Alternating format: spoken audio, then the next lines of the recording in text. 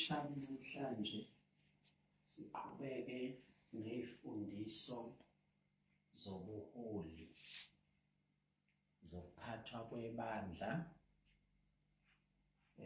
zokuphathwa komsebenzi kaNkulunkulu, zokuholwa kwabazalwane, ukuthi ibandla likaNkulunkulu liyaphathwa. Amen. Ibandla likaNkulunkulu linjani? Liyaphatha, liphileli, alihambeli, alizenzeli ngendlela ethanda ngayo, aliyiboneli. Akusikho nje ukuthi umzalwane kumele azenzele into ayithandayo, kumele umzalwane kungaziwa lutho. Hhayi, umntwana kaNkulunkulu kodwa uyiphilela ngentando yakho, umntwana kaNkulunkulu oyiphethe yena, umntwana kaNkulunkulu oyivusa yena, umntwana kaNkulunkulu oyiluse yena. Cha, akunjalo. Ibandla kaNkulunkulu, uNkulunkulu uyaliphatha kodwa uliphatha ngabantu abathile. Amen. Akaliphathi direct, uliphatha ngabantu abathile. Labo bantu ngishilo esifundisweni sethu sokuqala kwi-leadership ukuthi babizwa ngokuthi amalunga. Igama elithi amalunga esiZulwini eBhayibhelini lesiZulu silisebenzisa ey'ntweni eziwu-2. Okokuqala siye sithi umuntu uyilunga leli bandla, sisho i-membership. Elesibili igama elithi ilunga siye silisebenzise not kwi-membership ilunga lebandla, siye silisebenzise ekuthenini elder. Uma kukhulunywa ngama-elder elesiZulu lithi amalunga, kusuke engashiwo amalunga ebandla, kusuke amalunga abaphathi bebandla, abantu abakhokhela ibandla, abantu abahola ibandla, abantu abaluse ibandla. Ngalesiya sikhathi babebizwa ngokuthi yini? Amalunga. Namhlanje labo bantu sibabiza ngombhishobhi, namhlanje labo bantu sibabiza ngani? Ngabefundisi, ngopastor. Amen. Bathi ngalesiya sikhathi babengabizwa ngobani? Ngopastor, babebizwa ngokuthi obani? Babebizwa ngokuthi amalunga. Kwahamba babizwa ngokuthi ababhishobhi. Yiwo amalunga, kodwa bebizwa hhayi ngokwesikhundla. Ngoba igama uma kukhulunywa ngamalunga kukhulunywa ngeposition. Amen. Kukhulunywa ngani? Ngeposition. Kukhulunywa ngeposition. Ya. Ubani ozosifundela namhlanje? Kwanzima-ke. Khona ngiphethe lesiZulu.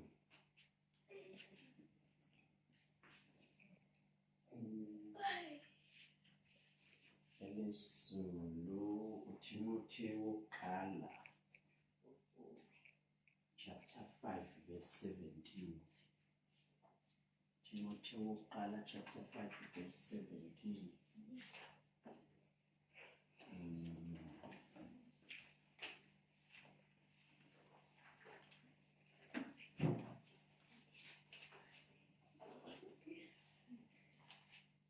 Ngiyakhathazeka uma ningatholanga, sizofunda kahle uma sibaningi ukuvula iBhayibheli lethu.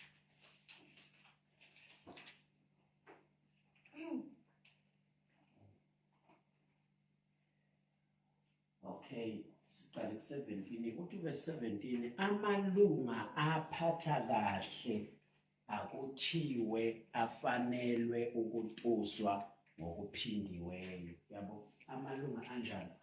Aphatha kahle. Uyabona ukuthi umsebenzi wamalunga kwakuphatha. Khona uvulele okwazi ukuvula isingisi? Uvulele. Verse 17, uthi verse 17. Chapter 5 verse 17. Timothy wokuqala. 1 Timothy chapter 5 verse 17. Chapter 5, yes, verse 17. Uthini verse 17? Elders who do their work well should be respected and paid well. Kuthiwa-ke amalunga kumele enze nje, enza kahle umsebenzi wawo. ElesiNgisi lithi awenza kahle umsebenzi. kuthiwa lawo malunga kumele ahlonishwe obani? Abazalwane. Kuthiwa awenza kahle umsebenzi, kanti lesizulu lithi ena aphatha kahle. Umsebenzi wawo lamalunga kwakuphatha ibandla, ukuhola ibandla, yabo. Njengoba ibandla namhlanje liholwa opastor, liholwa ubani? Ababhishophi. Uqala ibandla beliholwa ubani? Amalunga. Amen. Beliholwa ubani ibandla?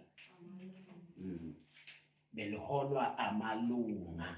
Beliholwa amalunga. Uma uPawuli ekhuluma ebhalela uTimotheyu uthi ena ofisa isikhundla sokuba umbhishophi. Amen. Isikhundla sokuba yini? Umbhishophi. Leli gama okuthiwa umbhishophi lisho igama elisho u-overseer, umbhishophi. Yiwo amalunga lana kodwa suke engabizwa ngegama lawo lokuthi amalunga nezwe. Igama elithi amalunga kusuke kukhulunywa ngabaphathi kodwa kukhulunywa ngabo ngokwani? Ngokweposition, isikhundla. Makuthiwa ama-elder kukhulunywa ngani? Isikhundla, iposition yokwenzani? Yokuphatha. Uma bebizwa ngamabhishophi yiwo ama-elder kodwa wabizwa ngegama labo lokuphatha. Babiza ngegama labo lokwenzani? Loku overseer, lokuqaphela. Nakhumbula incwadi esifundele ngomdlalo ukuthi ena ziqapheleni nina, niqaphele nomhlambi umoya ongcwele animise kuwo ukuba nize njani? Nwalusi. Leli gama elithi ziqapheleni lisho to oversee, uqaphela into.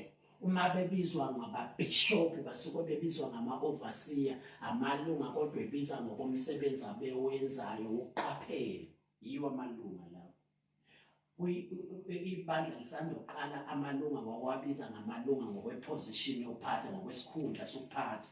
Wawukwazi futhi ukwabiza ngamabhishophi, uwabiza ngokomsebenzi abawenzayo wokuqaphela, wokubonela ibandla, wokubukela ibandla ingozi nezimo elingabhekana nazo. Lokugcina ibandla, baqaphela ibandla, bebona izinselelo zebandla besebenze njani?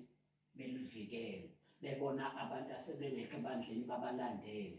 Bebona umuntu ongaseze ebandleni bamlandelela ukuthi yini inkinga yabo. Ngakho bebizothiwa ziqapheleni. Ngoba bekuney'nselelo ney'ngozi zebandla ey'funa ukulidunga nokulichitha. Manje umsebenzi walapho kwakuwuqaphela ukuthi lezi zinto uma ihlasela ibandla sikwazi ukulwa nokulivikela ibandla ngoba siliqaphele, sili-overseeile, singamabhishophi ebandla. Okusho ukuthi uma ukhuluma ngamabhishophi usuke ukhuluma ngama-elder kodwa ubabiza hhayi ngokwesikhundla, ubabiza ngokomsebenzi wokuqaphela, amabhishophi. Makuthiwa amabhishophi, abantu ababhishophi ibandla, abantu aba-oversee ibandla, abantu abaqaphele ibandla, yiwo ama-elder kodwa usuke ubabiza ngegama lawo lakwenzani? Lokuqaphela ibandla. Uma ubabiza ngopastor usakhuluma ngawo ama-elder kodwa usuke ubabiza ngegama labo. Igama elithi pastor nakho ukuthi sasho ukuthini? Lisho a shepherd, umalusi. Usuke ukhuluma ngawo ama-elder kodwa uwabiza ngamagama abo okwenzani? Ngegama labo lokwelusa, ukufida ibandla, ukunakekela ibandla, ukugada ibandla, ukuqoqa ibandla, ukuhola ibandla, ulibonela ukuthi lidlani, liphuzaphi. Umalusi webandla, yi-elder kodwa ulibiza ngomsebenzi walo kwenzani? Wokwelusa, wokupastorisha ibandla.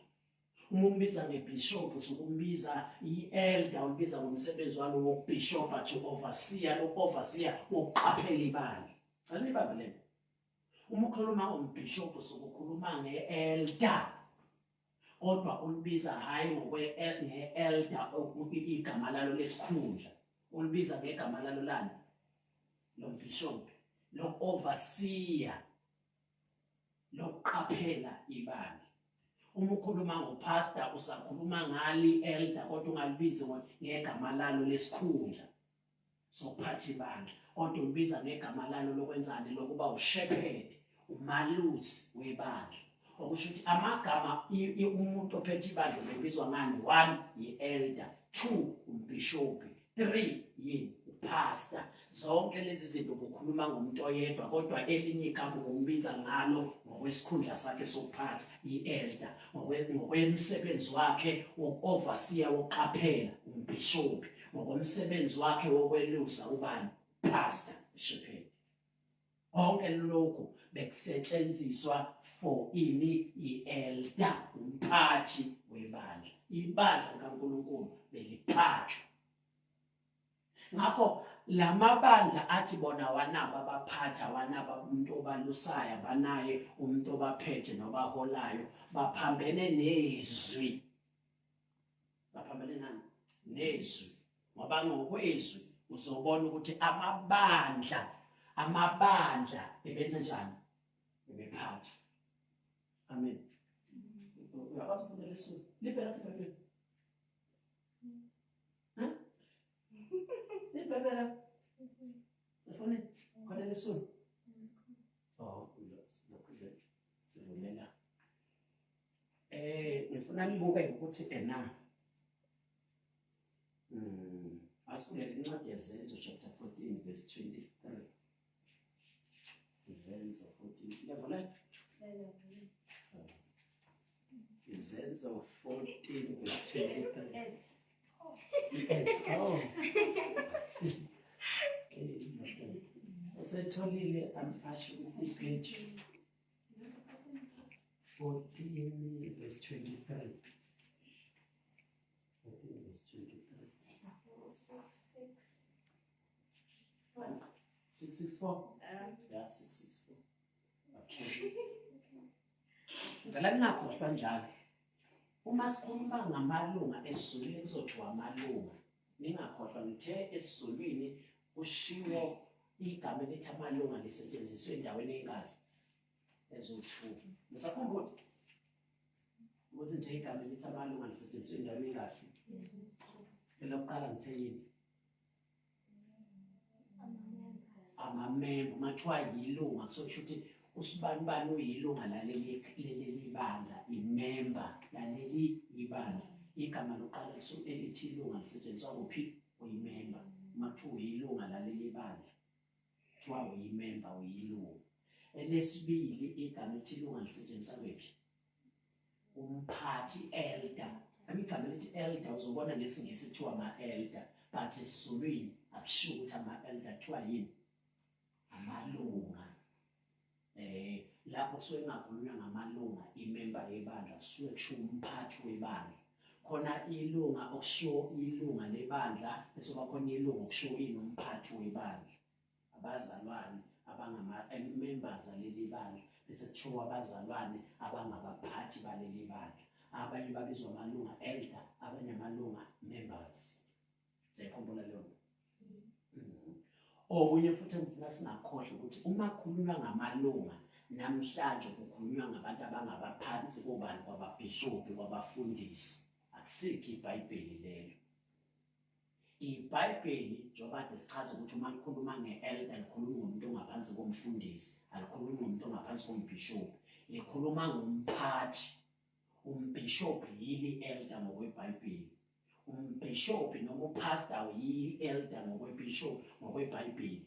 Laba bantu ababizwa ngama-elder akusibo laba beBhayibheli eBhayibhelini, ngoba laba abeBhayibheli akusibo abaphathi bamabandla namhlanje.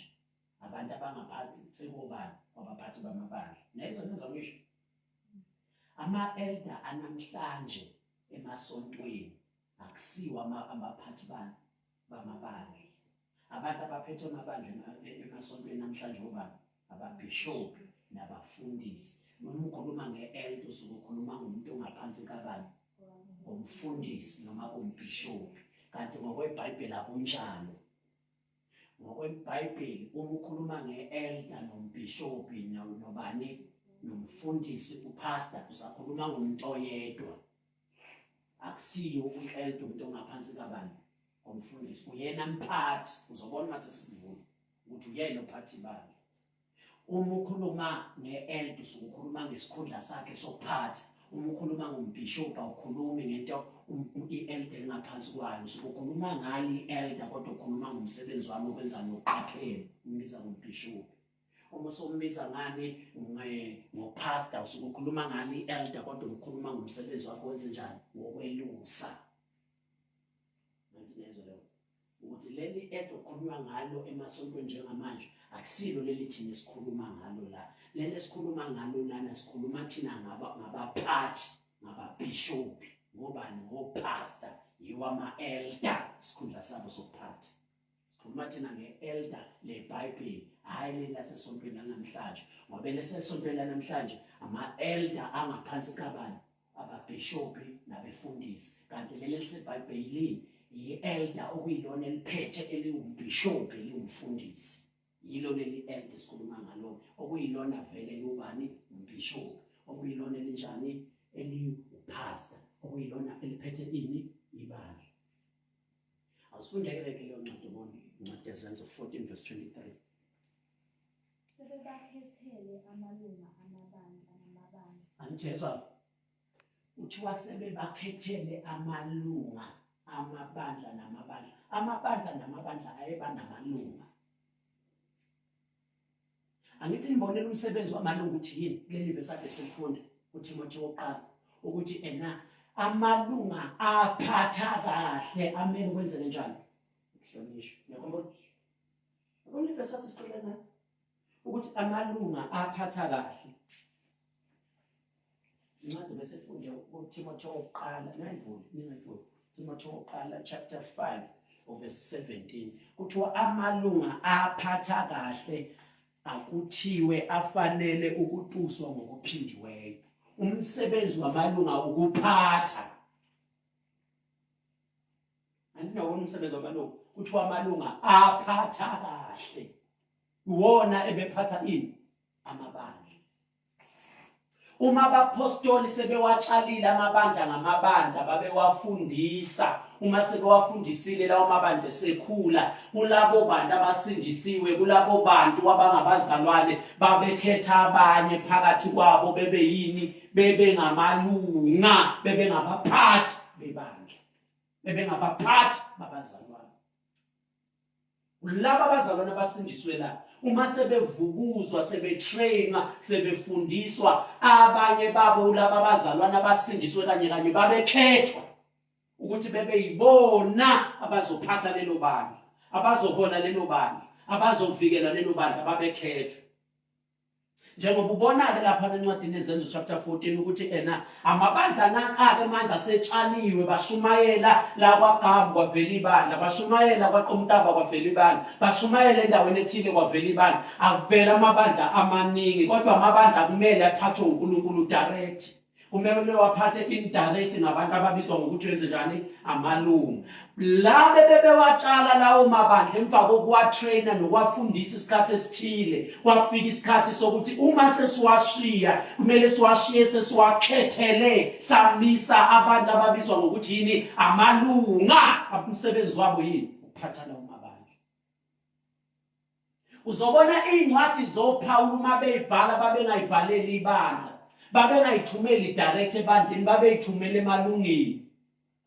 Uma befuna ukuzwa ukuthi ibandla kuhamba kanjani babebuza amalunga. Uma kunenkinga babekhuluma namalunga. Even noNkulunkulu mefuna ukuthethisa ibandla, wayengathethisi ibandla, wayesola ini abaphathi bebandla. Angithi uyakhumbula uma uJesu ebonakala kuJohane encwadini yeSambulo. uJesu esavuka wabuyela ezulwini, uJohane uma kuthiwa kumele ebhalele amabandla ayisikhombisa ase-Efesu esesiqhingini sasePatmos. Kuthiwa ume wabhala incwadi zakhe wayethumela kumuntu wayebizwa ngokuthi kuyingelosi lebandla lasendaweni ethile. Ibandla nebandla incwadi yayingayo ebandleni, yayiya kumuntu obizwa ngokuthi ingelosi yebandla. Lo muntu obizwa ngokuthi ingelosi yebandla yiwo amalunga. Igama elithi ingelosi lisho thunyiweyo. babe bebiza ngeingelosi ngenxa ukuthi babe amalunga ayethunyela umsebenzi ukwenze njani ukuphatha ibandla okwelusa ibandla. Manje babebizwa ngeingelosi babebizwa leli gama eli-interpretwa kwathi ingelosi lisho othunyiweyo, la lisho umsebenzi wamalunga wokuthunywa, ukuthunyelwa uqaphela ibandla okwenze njani okwelusa ibandla. Manje uma uNkulunkulu uJesu efuna ukukhuluma nebandla wayengakhulumi nalo direct, wayekhuluma nani nomuntu oliphethe ibandla. Uma ibandla linamaphutha kwakusolwa yena, uma lihamba kahle kwakusolwa yena ethi ngiyayazi imisebenzi yakho. Uma ethi ngiyayazi imisebenzi yakho ukhuluma ngebandla, kodwa leli bandla representwa leli lunga lomuntu obizwa ngengelosi. Amabandla nakasekhona-ke ithi incwadi yezenzo base bebakhethela amalunga amabandla ngamabandla. Bakhethela abazalwane. Kodwa abazalwane kumele bebe nani namalunga nabaphathi, nabantu ababaphethe, nabantu abanjani ababaholayo, nabantu abanjani ababalusile. Umzalwane kumele ebe nani nomuntu omphethe, nomuntu onjani omqaphele, nomuntu onjani omelusile. Lowo muntu yilunga, elder. Uma sikhuluma nge-elder la sikhulumi ngomuntu omdala. Igama elithi elder iBhayibheli liyasebenzisa igama elithi elder likhuluma ngomuntu onjani omdala. But i-elder iBhayibheli liphinde lisebenzise lingakhulumi ngomuntu omdala likhuluma ngesikhundla sokuphatha. Umuntu osene-experience, osemkantshubomvu, osetrainiwe, wafundiswa, wayesenikwa isikhundla, hhayi ngoba emdala, wanikwa isikhundla ngenxa ye-experience yokufundiswa sokuphatha. Lamalunga okhulunywa ngawo la khulunywa ngama-elder, abantu abadala iminyaka, khulunywa ngama-elder, abaphathi bomsebenzi kaNkulunkulu. Nizobona uma siqhubeka sifunda ngalento ye-leadership yabaphathi ukuthi lento ama-elders ayiqala ukuphatha ebandleni. Even kwa-Israyeli amakhosi ayephatha through ama-elders. Even before abantu ingelosi lezi eyiphathayo amakherubhi la abusela uNkulunkulu emaprovinsi ahlukeneyo abusa through ama-elders. Even kunama-elders abizwa ingelosi eyibizwa ngama-elders lezi eyingaphansi kwamakherubhi la abusela uNkulunkulu imhlaba. Amen.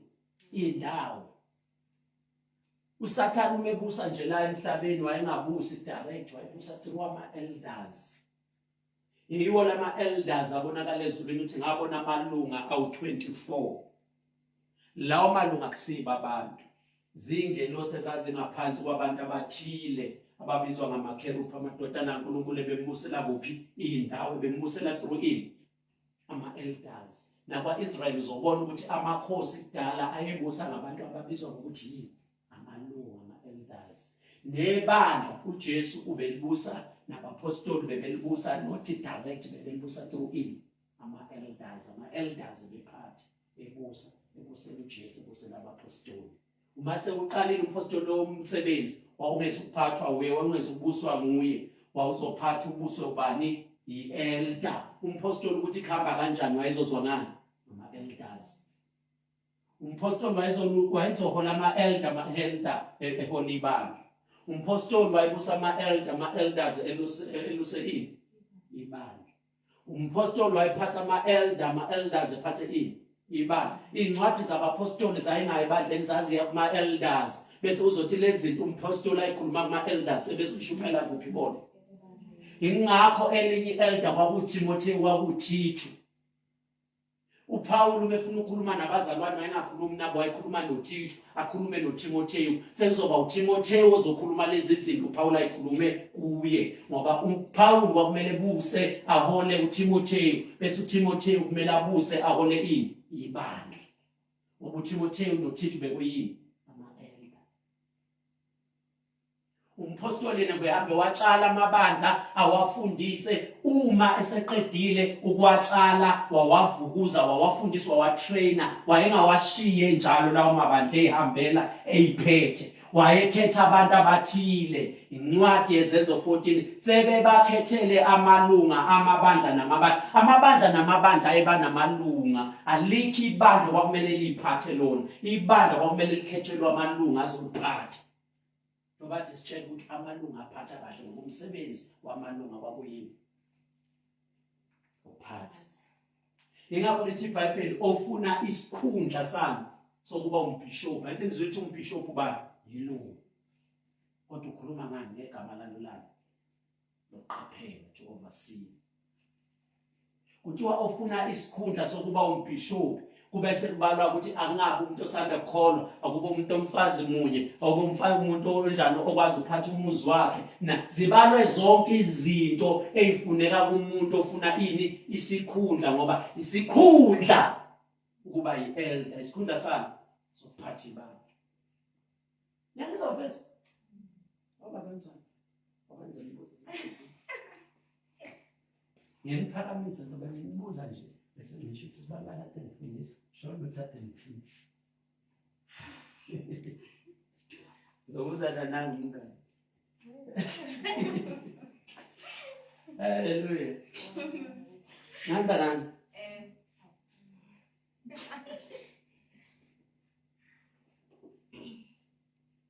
Okay. Cela nibukele la. Kuthiwa ke sebebakhethele amalungu. Obani laba babakhethele amalungu? Kube uzobona obani. Bakhuleka bezilukile. Babanikele enkosini asebekholwa. Obani asebekholwa yiyo inkosi. Banikela abazalwane sebekholwa yinkosi, babanikela kuphe enkosini.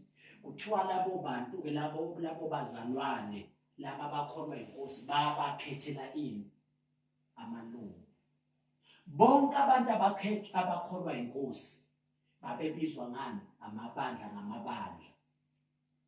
Abantu abakholwa inkosi endaweni yakwagama babebizwa ngebandla. Abantu abakholwa yini inkosi endaweni yaseBukanana babebizwa yini ngebandla. Bese kuzothi bonke laba group akholwa inkosi babekhethelwa abantu ababizwa ngokuthi yini amalunga. Bakhethelwa amalunga amabandla ngamabandla. Alikho ibandla lalinawo amalunga. Alikho ibandla okumele liphilele lihambele lingaphathwa. Bonke abazalwane babeyizimvo kumele beluswe, bagadwe, baqashelwe ubani? Hayi bona baqashelwe ubani? Amalunga. Ngoba abanye babesezingane bengakwazi ukwenza njani? Ukuyicathulela, ukuyihambela, ukuyikhulisa nokuyifunela bona uNkulunkulu. Kwakukhona abantu kwakumele bebe ngabazanyana, bebakhulise, bebanakekele, bebaluse, bebavukele, bebakhulekele. Lethu yababona nje laba abapostoli. Uthiwa bakhuleka babazilela ukudla babanikele enkosini. Abantu asebefike wena la ungakafiki khona bayathandazela, bakuzilela nokudla, bakunikele enkosini, bakuqaphele, bakwenze njani, bakumele. Uma sebehamba abapostoli bayabona lo msebenzi esiwenzela laba bazalwane okwenze njani, ukubakhulekela, ukubazilela ukudla, ukubanikela enkosini, ukubalusa, ukubaphatha. Akumele sibashiye benjalo, asibakhethela abanye abantu abazobenzani, abazokwenza the same job okade wenziwa yithina batshali bamabandla. Kodwa manje usuzokwenziwa hayi abatshali bamabandla, usuzokwenziwa abaphathi bamabandla ababizwa ngokuthi yini amalunga. Yibona sebezoqhubeka nalomsebenzi wenziwa yini oPawuli bokhola amabandla futhi bona bebahola isikhashana, bawalusa isikhashana, bawakhulekela isikhashana besehleli nabo laba bazalwane bese beyabashiya sebeyotshala amanye bese kuthi la sebewatshalile kumele bewashiye enjalo abakhetha ababani. Leli gama lithi ukukhetha into uyikhetha ngoba isuke iningi bese ukhethe thina. Lokhu kuthi kuthiwa bakhethela kwakhethwa kubo laba bantu abasanda kusindiswa, sebefundisiwe batrainwa phakathi kwabo bese kukhethwa abathile. Yiko kuthiwa enabakhetha. Igama lithi ukukhetha usebenzisa ngoba isuke iningi into wena bese ukhetha enjani ethile. Wakhethwa kubo laba abasanda kusindiswa, bafundiswa batrainwa kodwa bangakhethwa bonke, wakhethwa abathile bese kuthiwa laba abathile ibona kanjani abazokwenza lo msebenzi okade wenziwa yithini isikhashana kodwa bona sebezowenza ini permanent, ukukhulekela ibandla, ukuzilela ibandla, ukwelusa ibandla, ukunakekela ibandla, ukufida ibandla, ukuvikela ibandla, ukuqaphela ibandla, okwelusa ibandla. Labo bantu babebizwa ngani? Amalunga. Sihamba nami. Ngoba nabangizwa bafethu. Okay, awufundeke incwadi yezenzo 2017. 2017. Izenzo Acts. Yezade nivulile qhubeka phambili. 20 verse 17. Chapter 20 verse 17.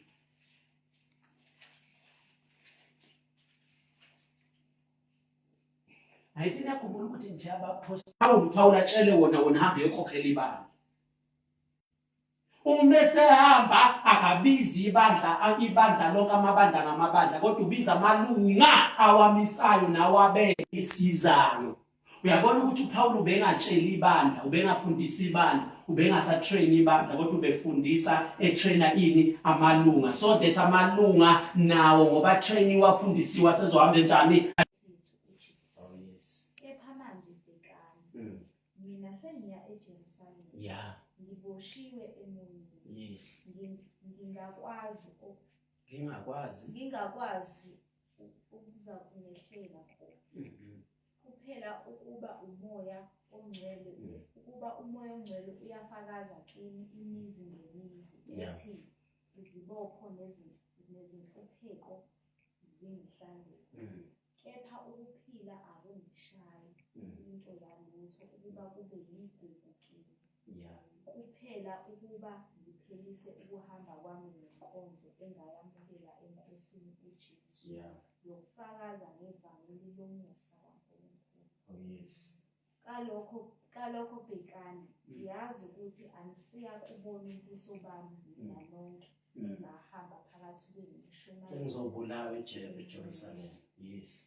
Ngakho-ke ngiyafakaza ke ngalolu suku lwanamuhla ngithi anginacala egazini labo bonke ngokuba angigwemanga ukumtshela lonke icebo likaNkulunkulu. Anginacala ngoba ngigwemanga ukumtshela ini lonke icebo likaNkulunkulu nina bantu ma-elders.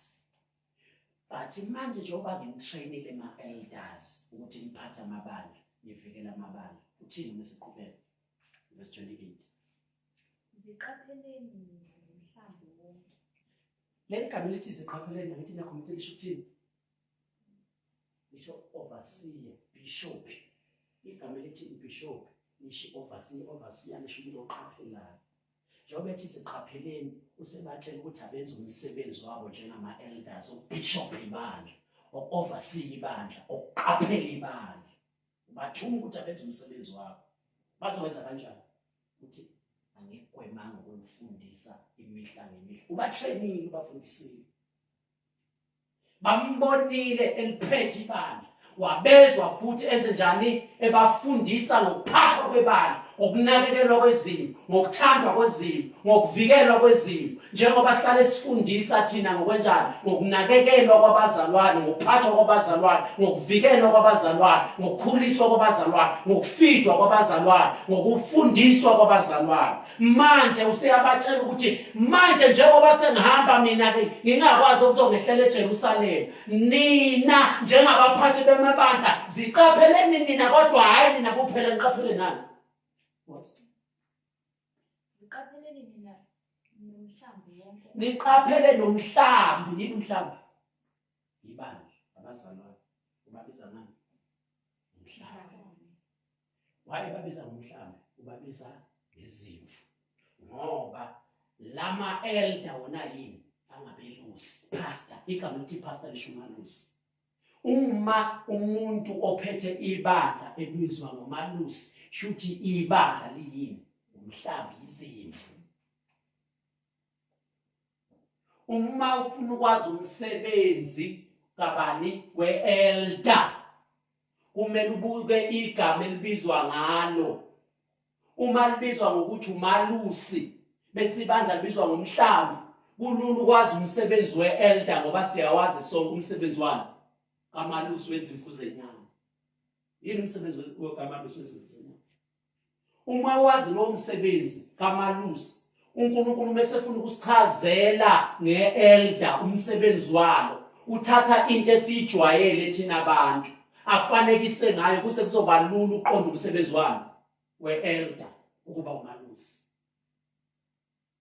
Uma abazalwane bebizwa ngomhlambi kushuthi i-elder liyini?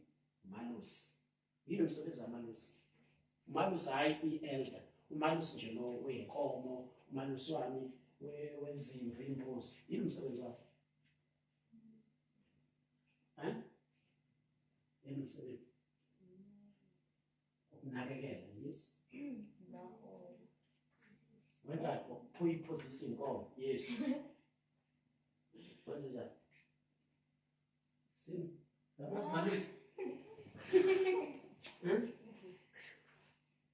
Umalusi weyinkomo, umalusi weyimbuzi, nani? Yini umsebenzi wakhe? Mazinezifuna Jehova, yes. Mazi namakhizane awakhipha. Uma ziney'mpethu ayenze njani?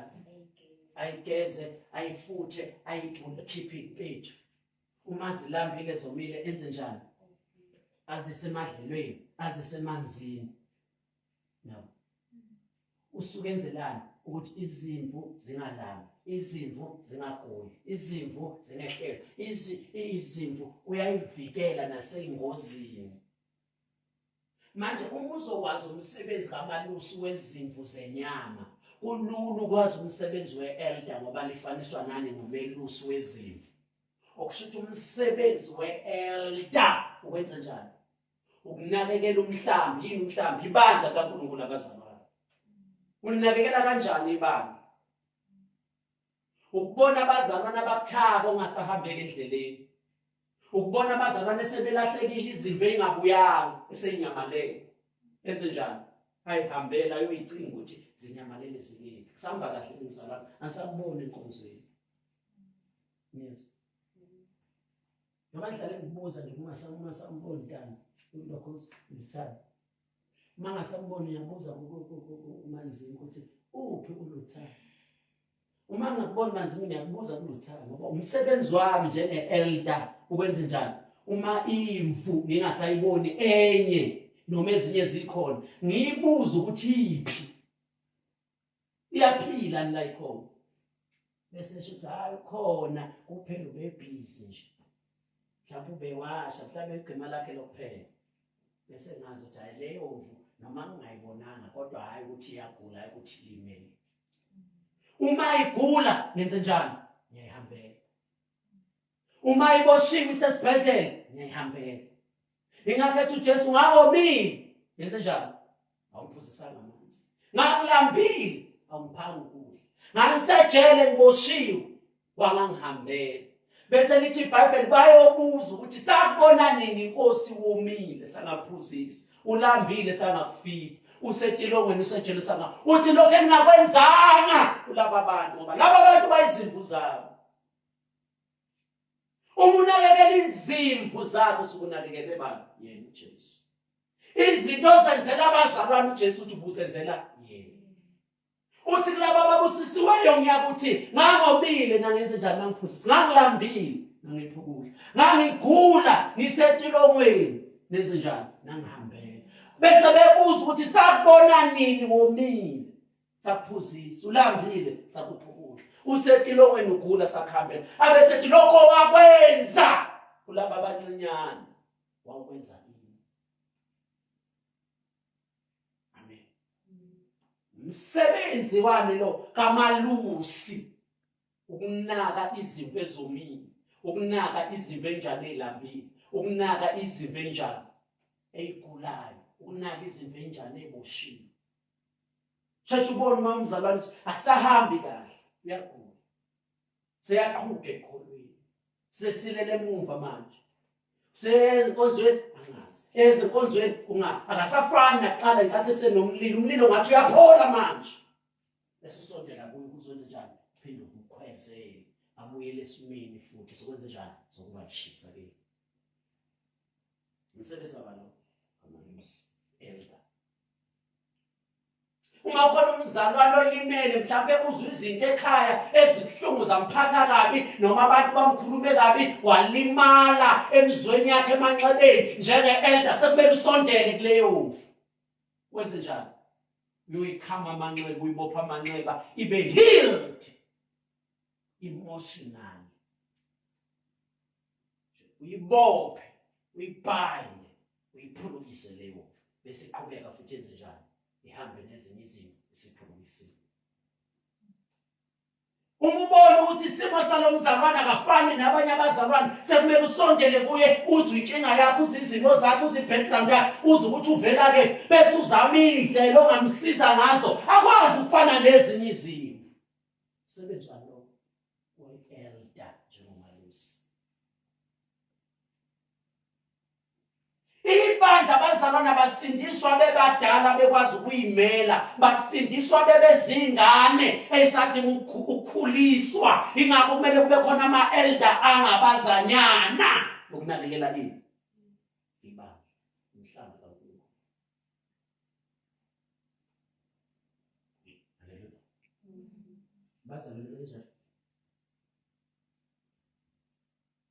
bayakhuliswa bayaphathwa okay ukuze sivale ngenxa yesikhathi sethu aqhubeke lapho ziqapheleni mina nomhlaba wonke anibeke kuwo umoya ongcwele ukuba nibe ngababonisi bokwelisa ibandla likaNkulunkulu azizuzele lona ngegazi lami. enye into engifuna nibheke la nibonile kuverse 17 kuverse 17 basivezela ukuthi wabiza amalunga ebandla ibandla yabona igama lithi ibandla lapho ukuthi linjani esebunyeni into ekuthiwa esebunyeni kusho ukuthini alikho kuyi-plural kuyi-single yes okusho ukuthi ibandla elilodwa lelakhuluma ngalo kodwa ubiza amalunga ebandla okusho ukuthi ibandla belingaphathwa upastor yedwa umbishop yedwa yilunga elilodwa ibandla beliphathwa ama-elders amaningi beliphathwa yini ababishop abaningi opastor abaningi lilodwa ibandla kodwa amalunga maningi into yedwa lobizwa ngelunga umbishop ngani ngopastor kodwa ubengabi yedwa ekuphatheni ibandla ubeliphatha kanye nabanye bekhethwa abantu abaningi beba baningi abantu ababizwa ngani amalunga ebandla belingaphathwa umuntu oyedwa lilodwa ibandla maningi amalunga akushayisani lapho because bonke laba bantu baphethe ivision eyodwa noma benjani bebaningi manje noma bebaningi ibandla bazoliholela endaweni eyodwa ngoba abaningi bahlukene kodwa umbono unjani uwodwa abawunika umpostoli bafundiswa into eyodwa umpostoli noma bona bebabaningi bathi ibandla bazoliholela entweni eyodwa abayifundisa umpostoli imihla nemihla angiyekanga ngigwemanga umfundisi okusizana wabafundisa into eyodwa noma bebaningi manje bebezoliphatha ngendlela eyodwa beliholela endaweni eyodwa noma bebaningi lama-elders ilodwa ibandla kodwa kumele liphathwe ama-elders kanjani amaningi ngoba ngeke bekwazi bonke uma beney'nkinga behambe bekumpostoli uPhawuli kumele kube khona abantu abaseduze and umeyedwa uzosindwa ngoba abaningi laba bazalwane umeyedwa bazosindwa ababe bebaningi abazaziyo ini izinto ezisizwayo ngoba uPhawuli wayifundisa abantu abaningi izinto ezisizayo ngakho abantu abangasizi ibandla abaningi ngoba baningi abafundiswa izinto ezisizayo okumele basize ibandla baningi ngoba baningi abafundiswa izinto enjani ezisizayo enye into uyabakhumbuza uPhawuli kuleli verse kade lifundo lo uthi leli bandla eliliphethe lingakhohlwa ukuthi uJesu walifela ngegazi lakhe kumele uliphathe wazi ukuthi libiza kanjani leli bandla uphethe into yakho phethe into yafela phethe into yachithelwa igazi uphethe into eligugu uNkulunkulu manje uzoliphatha ngokucophelele ukhumbuza amalungu ukuthi njengoba niphethe libandla asineleni niphethe ibandla liphathele omunye umuntu and lo muntu walifela liyigugu kulo kuyena ukuze liphathe ngokucophelele liphathe ngokwesaba ukuthi sazolandiswa ngaleli bandla siphethe Uma abantu beniphethe abaniphathele ukuba bakhulu, baniphathele for your benefit, ukusizakala kwenu, ukunakekelwa kwenu. Amen. Ukukhuliswa kwenu, ukufidwa kwenu. Aphinde bese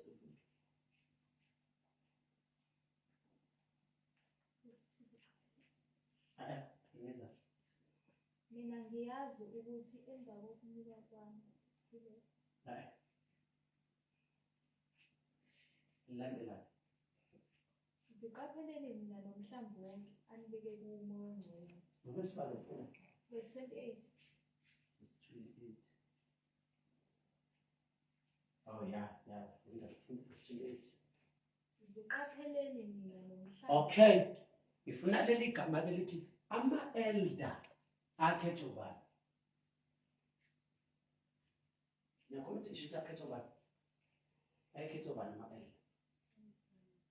Umuntu owayesuka etshale lo msebenzi, owayesuka akhele lo bandla, owayevusele lo bandla.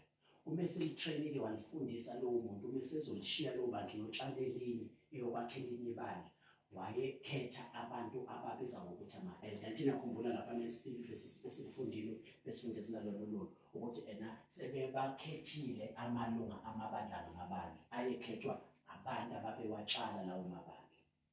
Ngiyezwa. But manje la ninothisa ukuthi noma amalunga ayekhethwa ngabantu ababetshale amabandla, kodwa lawo malunga uthi enalo uPaul asuke ebekobani, awukuthi ebekobani. Anibeke kuwo umoya ongcwele. Uyabona ukuthi noma ekhethwe abatshali bamabandla lamalunga, kodwa amiswe ngenxa kamoya ongcwele. Uvuma umoya ongcwele, amiswe umoya ongcwele ukuthi akube namalunga. Into emiso umoya ongcwele indaba yamalunga. Akhethwa abapostoli lamalunga, kodwa abapostoli athi nami so umoya ongcwele. Isimiso sikamoya ongcwele ukuthi akube khona abaphathi bamabandla, akube khona amalunga akhokhela ibandla, akube khona amalunga agade naqaphele naluse ibandla. Into emiso bani? Umoya ongcwele. Noma ngakhethwa abatshali bamabandla, noma ngakhethwa abapostoli, kodwa umuntu oyimisile letha asiba abapostoli. Umoya ongcwele umisela noma nakhethwa yithini. Angithi abapastor baleli bandla, ababishop baleli bandla bakhethwa yimini, kodwa umoya ongcwele oyimisile lento ukuthi awube khona abaphathi. Bakhethwa yimina kodwa babisa umoya ongcwele. Lesi sikhundla umoya ongcwele osimisile. Akisimisanga mina lesi sikhundla noma ngakhetha ngikhethele kuso, kodwa umuntu osimisile umoya ongcwele.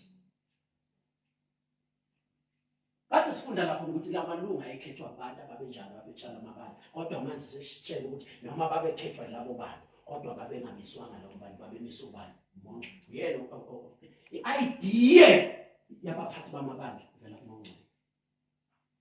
Indaba yokuphatha amabandla ivela kumoya ongcwele. Uma umelana nabaphathi bamabandla umelane nento emiswe umoya ongcwele. Umelane nento engaveli kumuntu evela kuNkulunkulu. Miso noma bengakhethwa abantu kodwa benze njani? Bamiswa umoya. And njengoba emisile umoya ongcwele lento uyabakhumbuza laba sebekhethiwe ukuthi njengoba nikhethiwe kodwa nikhethelwe isikhundla esimiswa umoya ongcwele. Uthi ke ziqapheleni nina nomhlambi umoya ongcwele alimise kuwo. And nazi ukuthi lo mhlambi unjani? Ukuba nibe ngababonisi bokwelisa ibandla likaNkulunkulu. Angicabona ke manje ukuthi kukhulunywa ngani? Ukhulunywe ukuqaphela, ukuboniswa. Ngithe umbonisi yini? Overseer. Njengoba kukhulunywa ngokuqaphela, kusakhulunywa ngokubona, ukubonelela, ukubonisa, uba umbonisi. Umbonisi uyazi ukuthi kukhulunywa ngani makukhulunywa ngombonisi? Umbonisi, nabona abantu ababizwa ngababonisi wa-Israyeli, kwakukhona abantu okuthiwa ababonisi. Uma abantu bakwa-Israyeli behleli la ngaphakathi kwakuba ney'ngange ezibiyele bani? U-Israyeli. Abantu bese behlala ngaphakathi kwani? Walezi iy'ngange. Siyasazi ingane? Udonga. Yabona udonga njengodonga leli. Lolu donga-ke kwangekiyo indlu. Lalibiyela u-Israyeli lonke lolu donga. Yes. Lubizwa ngani? ngey'ngange noma ngey'ndonga. Angithi nakhumbula kuthiwa zawa iy'ndonga zeJerikho. iJerikho lonke laliney'ndonga lalibiyele. Wawungakwazi ukungena, kumele ungene ngegate. Manje lezi ndonga ney'ngange kwakuhlala abantu ababebizwa ngababonisi. Umsebenzi wawo kwakuqaphela ukuthi ayikho yini impi nesitho esizayo sizohlasela laba bantu abahleli la ngaphakathi. Umsebenzi walaba bantu kwakuba babonisi, uqaphela bebonelele laba bantu abahleli la ngaphakathi ukuthi azikho ingozi enjani ey'banyonyobelayo. Manje nalana kuthiwa-ke njengamanje ziqapheleni nina njengababonisi, ngoba umsebenzi wombonisi umbhishobhi uqaphela. Qaphela inkosi efuna ukujula ibandla, qaphela abantu abafuna ukuchitha ibandla, qaphela izifundiso ezifuna ukudukisa ibandla, qaphela izifundiso zokweduka nabaprofethi bamanga abafuna ukulandelwa ibandla leqiniso. Wena kumele wenze njani? Usheshe ubabone laba bantu bese wenze njani? Uqwashise ibandla, ululeke ibandla, uvimbe ibandla uma lifuna ukubalandela abantu bokweduka. Njengobani? Njengombhishobhi, umqapheli nombonisi. Njengombonisi webandla uliqaphelele. Kumele ibandla lifikele ukuthi abazalwane bebezoduka, bebezolahleka, kodwa ngenxa ye-elder elithile ngoba liyawenza umsebenzi walo ukuba umbonisi ukuqaphela ibandla. Baningi abazalwane abanjani abavuka amehlo bagcine bengabalandeli ezinye inkolo namanye amasonto alo okweduka, kanti basizwe ibandla leli liwumbonisi. Uyawenza umsebenzi walo ukuba umbhishobhi, ukuba ubani? Umbonisi. Uqaphele.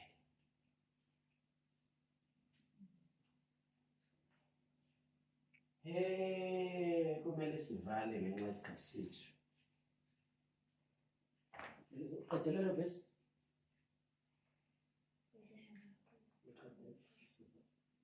Ukuba nibe ngababonisi bokwalusa ibandla likaNkulunkulu.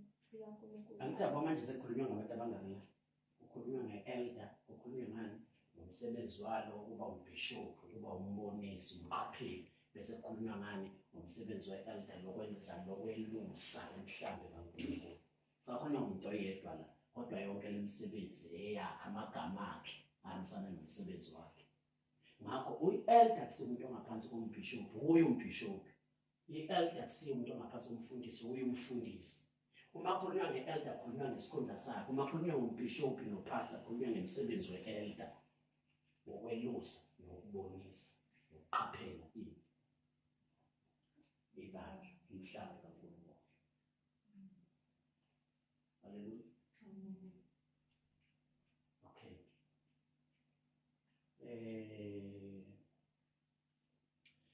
Sithena ama-elder anamhlanje ayafana nalama-elder eBhayibheli, aseBhayibhelini. Umehluko kephi? Sesiqedile. Come on, just.